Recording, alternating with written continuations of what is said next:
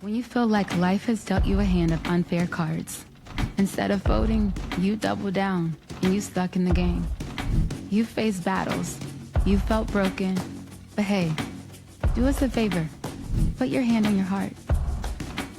You feel that? You're still here. Welcome to the Resilience Files Unlocked, where survival meets transformation.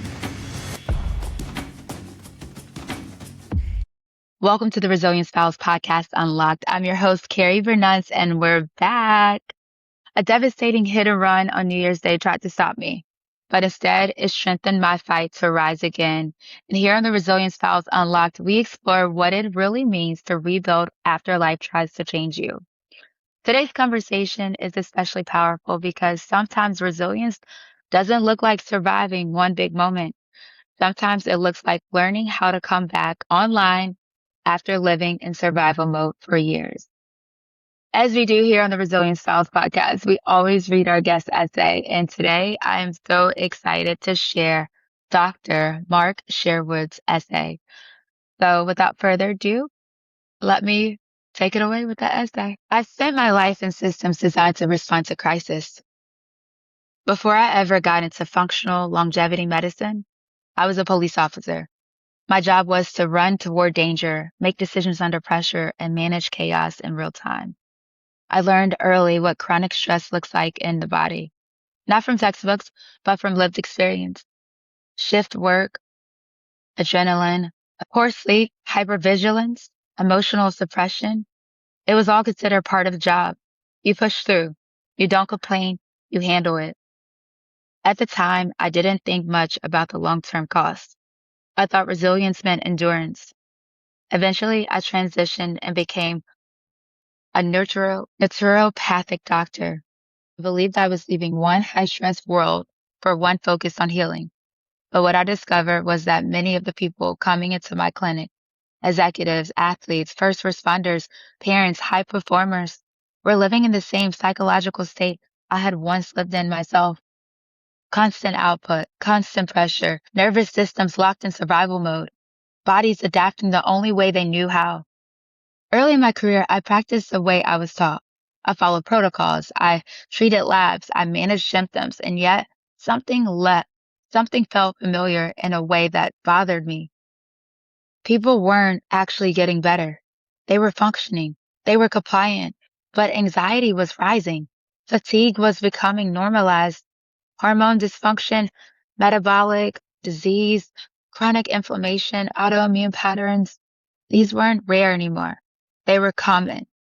And the solutions often sounded eerily similar to what I'd heard before in law enforcement. This is just part of the job. This is just how it is. My perspectives began to shift. I started to recognize that what I'd once called resilience, both in policing and in medicine, was just chronic dysregulation, wearing a badge of honor. The body wasn't failing. It was adapting. Nervous systems were staying online too long. Hormones were responding intelligently to stress, trauma, sleep loss, inflammation, and depletion. And we were calling those adaptation disorders instead of understanding them as signals. This wasn't just something I saw in patients. It was something I had lived. I knew what it was like to override signals, to push through exhaustion, to ignore recovery. And I knew what eventually happens when the body is never allowed to stand down. That personal experience fundamentally changed the way I practice medicine. Instead of asking, what diagnosis fits this symptom? I began asking, what is this body responding to? Instead of chasing isolated lab values, I started looking at patterns, stress load, sleep, architecture, nervous system tone, chondrial health, inflammation, and metabolic flexibility. Instead of suppressing symptoms, I focus on restoring regulation.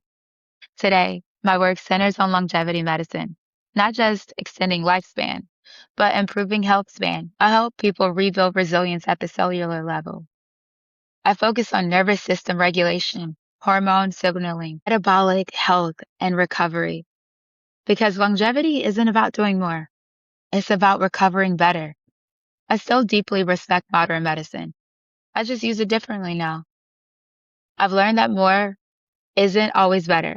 Stronger isn't always smarter. And that calm isn't something you sedate your way into. It's something you retrain and restore.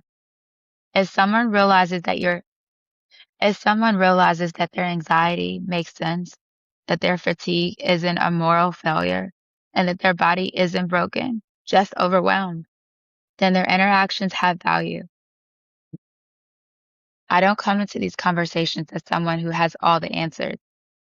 I come as someone who has lived in high stress systems, studied psychology deeply, and learned, both personally and professionally, that true resilience isn't about pushing harder. It's about learning how to come back online.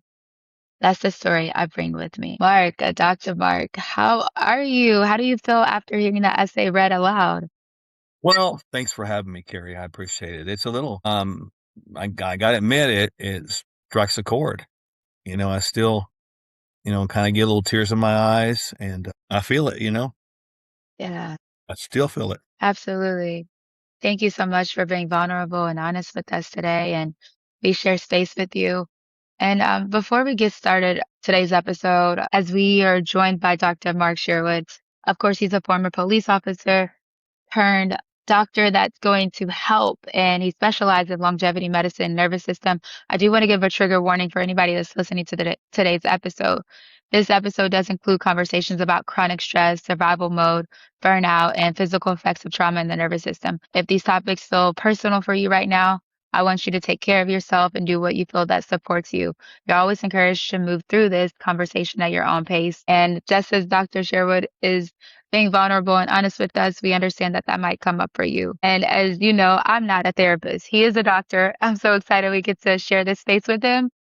And we're also survivors and storytellers creating this space. So just giving a little provision before we get in. But as I said, Dr. Sherwood, thank you so much for being here and thank you for being vulnerable. Before you became a doctor focused on longevity. You were working as a police officer, and you mentioned how this is such a high stress environment. And one of the highest stress environments, in my opinion, I could never imagine ever being a police officer. So all power to you. But I want to know, like, can you explain to us what those early years looked like in your life? Like, and why did you choose that route of a career? Well, before that, I was a professional baseball player and I had this dream to play in the Wow, stop. major leagues. Yeah. Professional baseball player? Okay. I love this. Keep going. Sorry. Well, so when you have a dream as a kid to do something, and then everybody around you kind of laughs at you when you verbalize that something. There's something inside you that can either break you or make you, I suppose, Carrie. And I just took it as something like, you tell me I can, I'm going to show you I can, that kind of attitude. And so that was my drive, and from, a single kid adopted, it was kind of that internally wiring that was developed in me in that process. But when my baseball career ended, I always really seemed to have the makeup to want to help people and want to make their life better. And I had a couple of people that I knew on the police department, and career here was over with. Get into another one, and I thought about it a long time, and I thought, why not? It's a career that I can grow and learn, and I don't know anything about it, and I got into it, and I gotta tell you, at first, you go in there and it's like, wow, this is a world I know nothing about, because you're meeting people, and I don't wanna call people good and bad. I think we're all like one moment away from being an idiot or a blessing on a daily basis, quite Yeah. frankly. So, but you're seeing all kinds of people on the worst day of their lives, and your Right. job is to bring calm and peace in a stormy situation and try to make life better for them right then, whatever the case may be.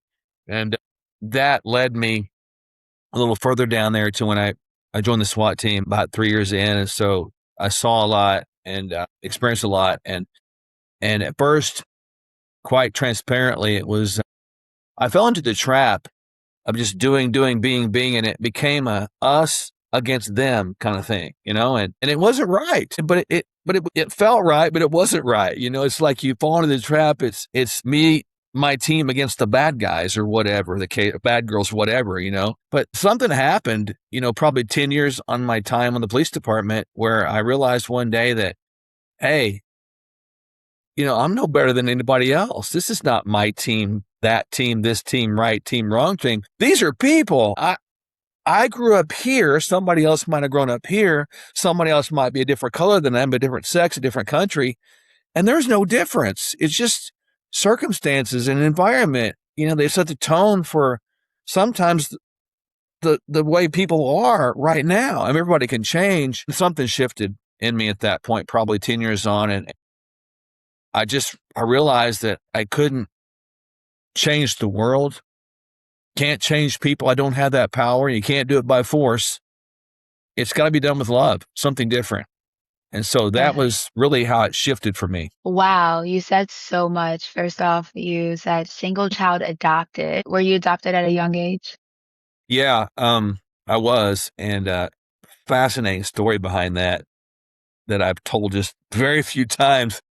Yeah. I have one memory of pre-adoption, and it was looking around as you have these little glimpses of baby memories, I suppose, that are ingrained in your inner brain. And I remember looking around and bunch of cribs in a bunch of room, in a big room, just a bunch of cribs there and a couple of ladies walking around that I presume are nurses dressed in white. So I remember that. And then later on in my life, when I was in my early 40s, I was able to, through a really wild circumstance, meet my birth mother. Yeah. Wow. Yeah, and she was able to, it was an amazing reunion kind of concept. She's died since then, but she was able to give me my baby blanket, and I asked her if that was true, and she said yes, that was true. So I was probably 8 or 9 months old, I suppose, when I was adopted. So that was kind of a wild, freaky confirmation, I suppose, of memory. But yeah, early age and great parents. They did the best they could. It wasn't almost the most awesome childhood in the world. We didn't have much, but I learned great values: working hard, being honest, don't make excuses. Show up to work on time, and treat people the way you're supposed to be treated, the way you want to be treated.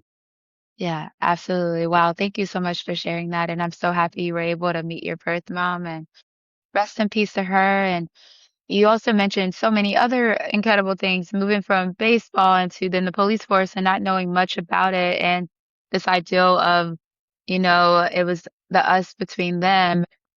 I felt like you shared, you started to have empathy of like, why does it have to be this way? And then you move into this other career that is, very selfless because to me, doctors are service, like you're offering a service to people that are on the verge of life or death, or even like sustaining health that can lead to more life or a shorter, exit. I don't want to say it in a mean way, but we get what we're saying. And it just sounds so much to get into. But okay, just to stay focused, let's talk about the police force for a second. So, when did you realize how much chronic stress your body was carrying while you were living in that environment? Like you joined the SWAT team, and that sounds like very stressful. Yeah.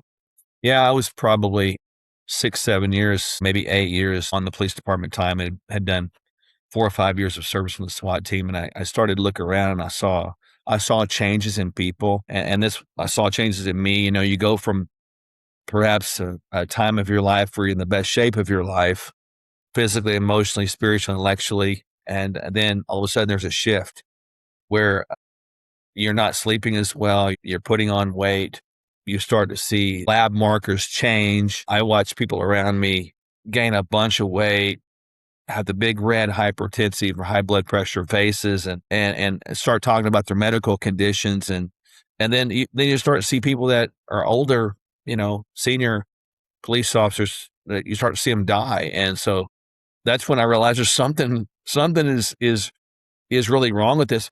And I saw one statistic that confirmed everything I just shared with you. And it was when I was put in charge of developing a wellness program I'd been on probably 13, 14 years, and was transferred to the police academy. And I researched when do police officers die or how long do they live? And one statistic that at that time was, I think, was a 1970s study, and I believe, it's in that time frame, but it was an FBI study that confirmed that the average life expectancy for the 20 years of service male police officer in America was 66 years of age. When I saw that, my heart sank because here Yeah. I was supposed to develop a wellness program, and I saw that, and then I ran statistics from my home state of Oklahoma and my home county of Tulsa, and I found out that it was the same thing, Carrie, except 1 year less. And then I realized this whole stress thing is a big deal. And it's not a covert killer, it's a very overt killer now. And we're not dealing with it right. And we're not able to bounce back. We don't have resiliency because life's gonna hit you, man. It's gonna knock you down. And do you have the resiliency to withstand that and get back up again? And I realized we didn't. So that was the genesis, if you will, of getting into the idea of more natural healing through naturopathic studies.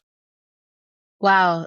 Thank you for sharing that. Ugh, those statistics is very alarming and scary. It makes me wonder what the statistics is for people that serve in the military. And I'm too afraid to Google it because of what's going on in the world right now. But my prayers are with them. You're making a sacrifice of yourself to serve because you're going into a really high risk environment at all times. But you mentioning these, hypertension, high blood pressure, like all of these things are definitely a correlation to the environment that you all are in. And when, I guess, was pushing through exhaustion just normal for you all? Was it expected? I feel like there's these hidden expected things that every job requires you to do that may not be on paper, but you start working the job and you know that if you don't push through, you may be let go or you may get downgraded to, I don't know, running to get the donut duty. Like, was it an expected responsibility to push through exhaustion, or did you all have any type of mental health resources available? Well, I think that I'll answer the second question first, and the first question second. The first question is, I think all police departments or military, first responders all have resources available, but did we take advantage of them? No, because we're And that's, really yep, you're not taught to go there, man. I mean, I've learned to cry and I've learned that that's okay, but as a little boy, I was told, don't you do it, don't you cry because that's weakness. But a lot of people don't get this. And I think if nothing else comes out of this time today, I hope this does for all citizens out there that have to deal with police officers or first responders, because it's everybody. There's a big misunderstanding here a lot of times. And again, I'm not saying there's not bad apples in every situation. There certainly is. We all can do bad things or wrong things. But when police officers are trained, they're trained that every single encounter could be your last, that you could die. Every single traffic stop, you don't know if it's little grandfather, you don't know if it's an escaped convict. Every single call you go to, every door you knock on, you don't know if a person's got a gun behind the door, is going to fire a shot through the door. You have no idea, and you live like that. It took me probably 6 or 7 years post-retirement to be able to sit in a restaurant with my back to the door. Think about that. And you live that hypervigilant state, and it's out of necessity, because if you make a mistake, you could die or somebody else could die. Every single day, every single call you go on, you might not come home, and you're out right, there for hours and hours at night. I mean, who is it that stops a car at 2 o'clock in the morning with nobody around and all you got was your flashlight, your headlight, and your gun? not It's me, not. hard. And I don't think people understand that. And I think we need to probably have more dialogue, maybe learn to tell people thank you, because even if you don't like the police, and I get all that and Yeah, understand it from a unique perspective on both sides. But maybe it's like, instead of looking at them with scorn, maybe it's buying them the coffee. It's like buying them a right. meal, and just try to understand better. But that's how that is. And that's how you're trained.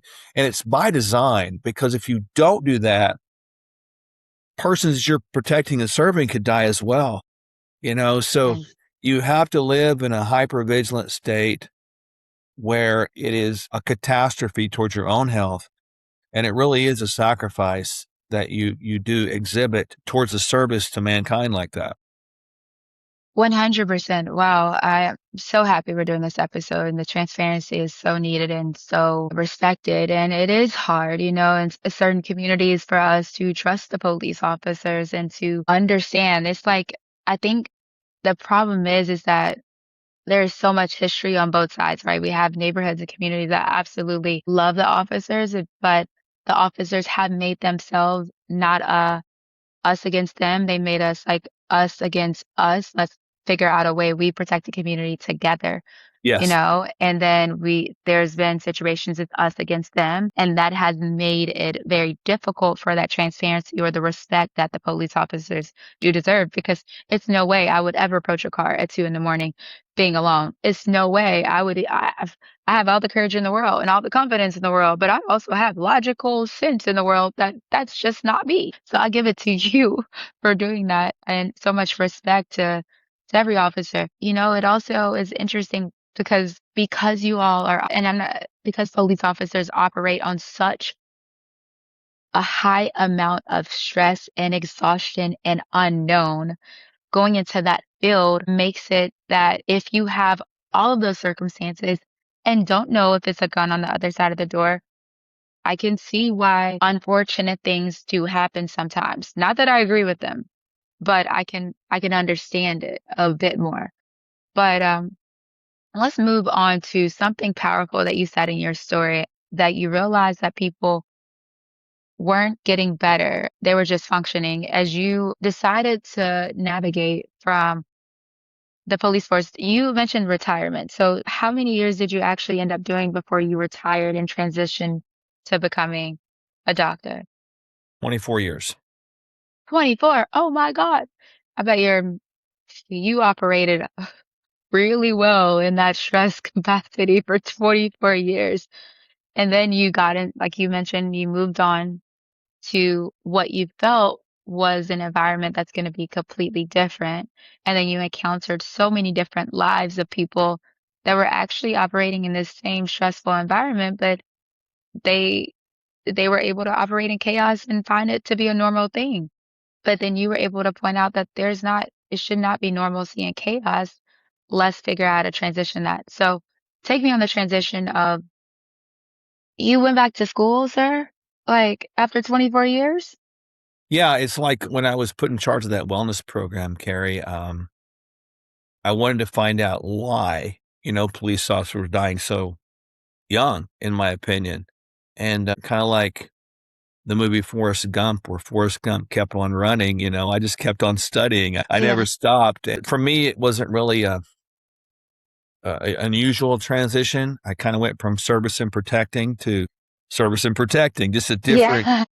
a different mode, I suppose, or different delivery on the other side of the desk, so to speak. And as time went on in that studying and learning perspective, going back to learn more things through academics to achieve certifications, degrees, etc. I learned that everybody was going through that was society, that the pace, the social media, the lack of conversations. And I saw all that technology come, which is a blessing, but I saw people moving away more towards poor lifestyle habits and things like that. That were exactly what I saw on the police department at that time. And quality of life, I noticed that was going down. And you look at the state of even our own nation right now, it's in the most unhealthy state it's ever been in the history of mankind's existence. And communities and families right now are suffering needlessly. And I saw that happening and I wanted to do something about it.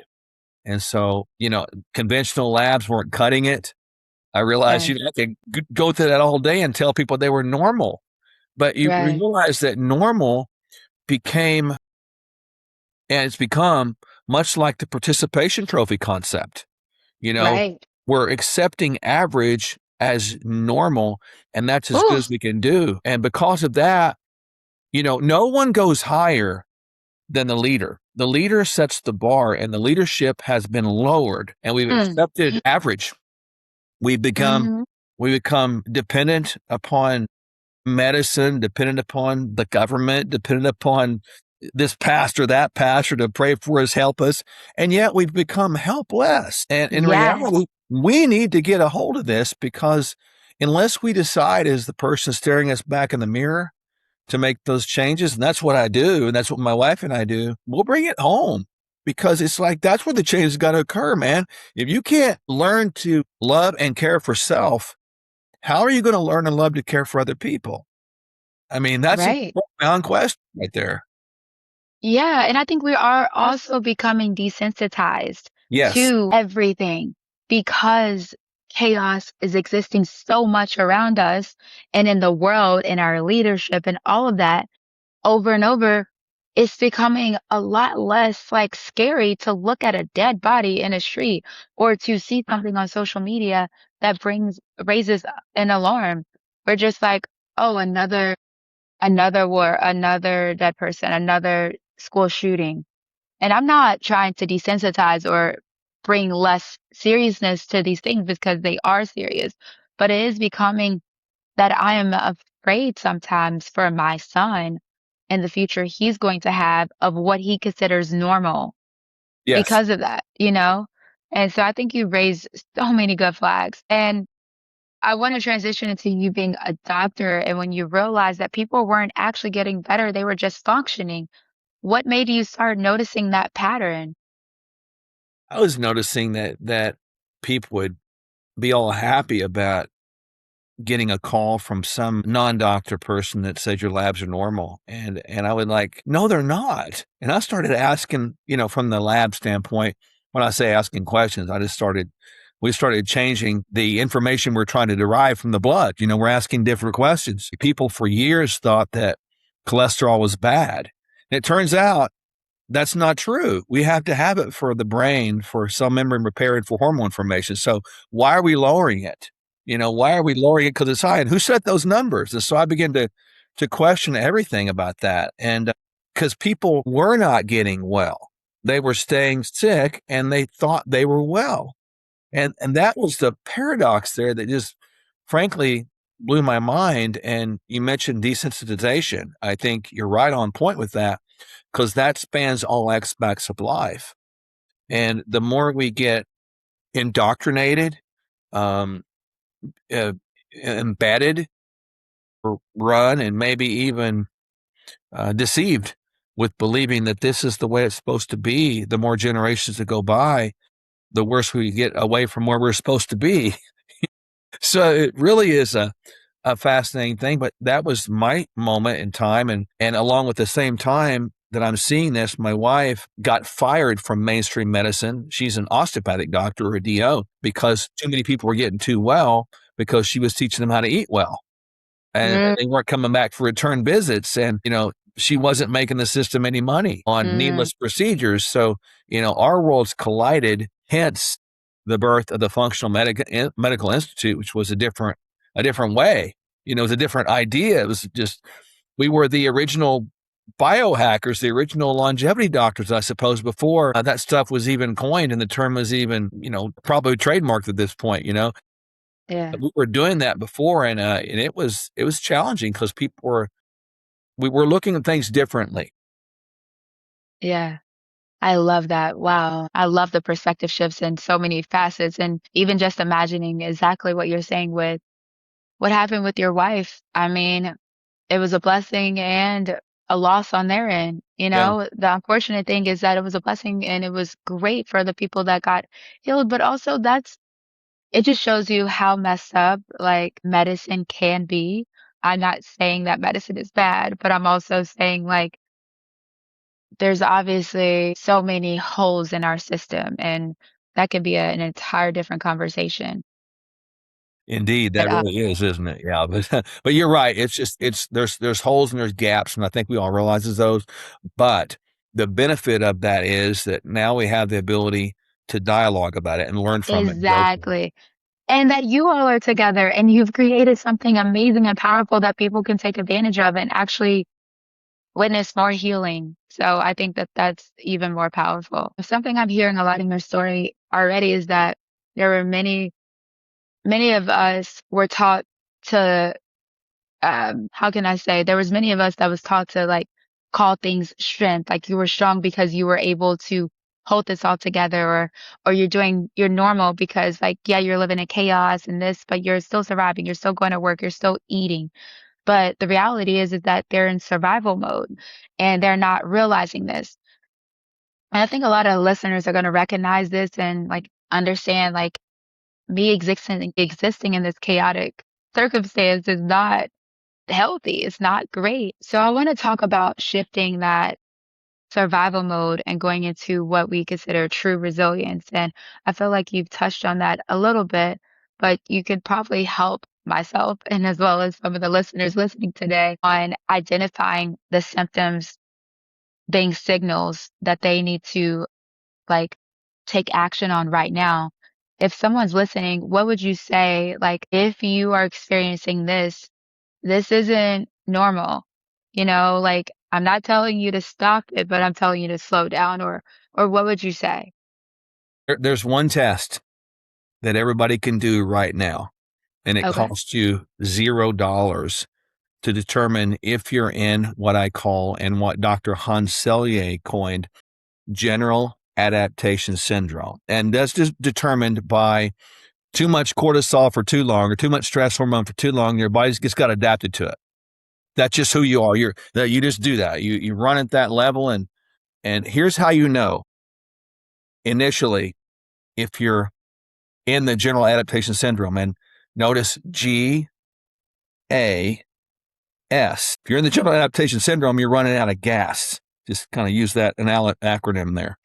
Mm-hmm. Can you sit down and be quiet for 10 minutes? No cell phone, no noise, no pets, no spouse. Just be quiet in the middle of the day. Can you do that? Or does the thought of that stress you out? And, if the very thought of doing that, and if the very first thing that came to your mind and heart was, I would never have time to do that, you're there. You're already there. And that's one little way to tell. And what happens is when you realize that's you, and this is not a negative, I want this moment to be super empowering for people maybe listening, if that's you, don't lose heart, gain hope, because Mm. what's happening right now to you is your sleep is being interfered with. You're putting on a little extra weight around the middle because of too much cortisol. Your brain's getting slow. You're having trouble remembering. You're running to the refrigerator for something sweet to give you a little comfort right now. Maybe caffeinated beverages all day long. Maybe even coping with alcohol or drugs or even behaviors that are like not cool. That's not life, man. That's survival, and that's not being tough, man. That's not overcoming. That's allowing yourself to decay over time. And Yeah. so the hope is that can change. So I talked Mm-hmm. about 10 minutes. Here's how you can begin the change with 1 minute. So 1/10 of that. Here's a challenge for everyone listening, and do this today. Just pick out 60 seconds of time and practice it. Get quiet and look at your secondhand watch. And just once that 60 seconds starts, just look at it and watch it go around and say nothing. Just listen. No words, no nothing, no noise. And after that minute's passed, if you get used to that, you're going to realize there's peace in that silence. And you're going to hear yourself again. You're going to know where you are. You're going to know who you are. It's magic how that happens, and you're probably going to want more of it. So there's a way out. And then obviously you want to get with, someone and family, clinicians, community that will help ease that motor back where it can become more normal and you can find that balance there. And you can create again a lot of resilience with your life as opposed to the decay that's happening at a rapid manner. Wow. Well, you all heard that first, okay? Well, maybe not first. He's probably said this before, but not on the Resilient Style podcast, okay? If you are feeling like you may be existing in chaos, then do the minute test today. And if you feel like a friend may be living in this chaos and they don't know it themselves, just say, hey, I think this episode would be great for you. Just go send it all to them. So not only do they take the test, but they have a solution that they can actually apply right after the test. And like you said, maybe even if you can't do 10 minutes Maybe you can do 1 minute and you start with 1 minute and you feel that peace. Then you start with 2 minutes and you build on from there. But as we start wrapping this up, I do want to share like something personal, Dr. Sherwood. As someone who has had to rebuild physically after trauma myself with getting hit by a drunk driver, still having some PTSD from it, I've learned that recovery changes the way that your body understands. Like, well, you understand your body understands things, and also how you react to stuff. Like, similar to how your story said, for the longest, you could never sit with your back towards the door. That was something with me. Like, for the longest, I didn't want to sit on a sidewalk or be outside for too long, thinking that a car could run up the sidewalk and I could get hit again and that I would relive the accident. From your perspective, what role does recovery play in the resilience journey on processing those thoughts and emotions and learning how to not just survive with the ideal that the accident? Because sometimes I'm like, sometimes I do still have PTSD. I'm like, oh my gosh, like I gotta be careful. I hear a car crash or something that gets me in, but I can survive in it. I've survived in it for so long, but that's not normal. How do I make it not normal? I know it takes time, but I wanted to get your thoughts on that. Everybody's recovering from something, always. Every one of us have traumas, dramas, and they're different, but they all matter. And I think I would say this to you, I do say this to you and I say it to anybody listening, that the awareness that you're on a road to recovery is a victory, knowing you're on a road to recovery. And it's real simple like that, because what is recovery? Recovery is being able to get back or recover or reconnect or restand from where you got knocked down or got, traumatic injuries and things like that, or traumatic emotional scars. It's getting back up. It's getting out of bed. It's getting out of the ditch. It's getting out of the house, right? Every time you do that, it's a victory. And instead of looking at it as a negative, I'm still recovering, shift it around and go, you know what? This is another day I've recovered. And every day you stack a day of recovery on there, it's a victory, man, because you did recover. You reconnected, you restood up again, you got back up. And I think if you remember that life's like that, and you take it one day at a time, that's good. But if you ever think you've got it figured out, that's probably not so good. Yeah, Because ultimately, I think that to think we've got it figured out is realizing we're really going to set ourselves up for probably a fall, because no one's got it figured out. I won't have the answers, I don't think, until I permanently change addresses, I suppose. I don't know, yeah, I'm going to keep learning and trying to learn about myself. And to your point, the more that I learn and the more I know I don't know. So I'm probably still getting up every day and recovering, even when I'm speaking here, and sometimes talking through it, walking through it with a friend and even yourself, or even in the quiet. Those are victories. And I would say, you yourself, you're a victor. You're not a victim. yeah. You're a victor because you got back up again and you're doing a podcast, which is really cool. Thank you. Thank you so much. I appreciate that. That's some really, really great advice. For someone that's listening right now who may feel exhausted, overwhelmed, or stuck in survival mode, what are three things that they can do right now today to support their nervous system? But number one, as I talked about, starting that 1 minute of silence. Do that. Yes, Costs nothing. Number two, I want you to create maybe a 1 paragraph affirmation statement that talks about who you are. You know, yes. Mine goes like this, and I don't mind saying it real quickly. It's fast. Thank you, God, that you made me into a great man, husband, father, son, and husband. You made me a great healer, influencer. You've made me a great humble man with excellence and honor and discipline. I'm in great health, and I follow your directions every single day. Something like that can be real simple. Verbal affirmation that is positive about who you are, what you believe, what you will become, what you are. And that's number two. And then number three, believe it or not, you know, and this is going to be a two-prong, what you do with your body and what you put in your body are very important. Mm, Remember that your mouth, your eyes, your ears, your heart, your mind are all gates. So keep the gates closed of nonsense and put in things that bring life. So, get outside every day, and eat a good meal every day and start with that one day at a time. Just one meal, one day, one foot, one tennis shoe, I suppose, every day. And that's a great way to start. I feel like one of the biggest takeaways from the conversation today has been resiliency isn't about pushing harder. It's about recognizing like where your body is. It's about learning how to listen when your body asks you to recover, and that even existing in chaos and feeling normal is not normal. Dr. Sherwood, before we close out today's session, I would love for our listeners to get to know you more and to figure out if you have services or if they want to hire you as a doctor and bring you on their healing journey. How do they get in contact with you, you and your wife, like what you all are offering? Do you have a book? Yeah. Any of those wonderful things?